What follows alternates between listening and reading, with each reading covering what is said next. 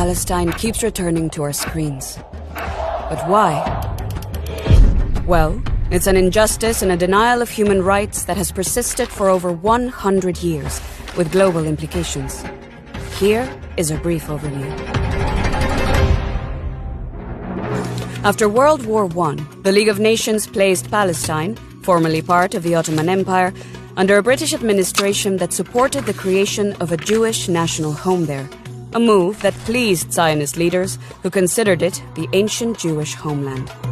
Amid increased immigration and foreign rule, Palestinians who had lived on the land for centuries staged an uprising from 1936 to 1939, which led to repression, including by British forces and Jewish militia. In 1947, the UN decided to partition Palestine into two independent states. Jerusalem was to be placed under UN administration. However, Israel declared independence in 1948 and captured much more of Palestine than the partition plan allocated, except for the West Bank, including East Jerusalem, held by Jordan, and the Gaza Strip, held by Egypt. More than half of the Palestinians were expelled from or fled their homes and ended up in refugee camps in the West Bank, Gaza, and neighboring countries. Palestinians refer to this as the Nakba, or catastrophe. They remain refugees to this day, mostly relying on the UN Palestine Refugee Agency, which was created specifically for this case. In the 1967 Six-Day War, fought between Israel and neighboring Arab states, an additional 500,000 Palestinians were forced to flee. Israel occupied Gaza and the West Bank and annexed East Jerusalem, including the Old City. In the years following, the UN General Assembly affirmed the rights of Palestinians to self-determination, sovereignty, independence, and refugee return. In 1974, it recognized the Palestine Liberation Organization, PLO, as the sole legitimate representative of the Palestinian people.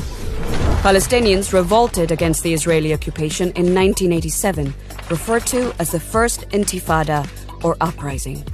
Intense diplomacy followed and led to the signing of the interim Oslo Accords between Israel and the PLO in the 1990s.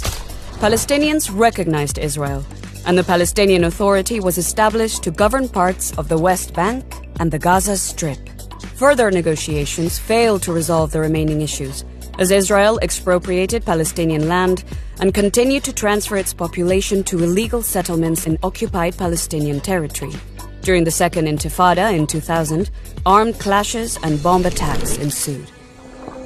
Israel built the West Bank separation wall, much of it inside Palestinian territory, seizing land and restricting freedom of movement. The International Court of Justice determined that the wall inside Palestinian territory was illegal. In 2005, Israel withdrew troops and settlers from Gaza. After an armed takeover by Hamas, Palestine's Islamic resistance movement, in 2007, Israel imposed a blockade on Gaza, which has caused a deepening humanitarian crisis, along with Palestinian resistance. Palestine became a UN non-member observer state in 2012, and a few years later, the Security Council demanded that Israel cease illegal settlement activity. However, settlements continue to expand.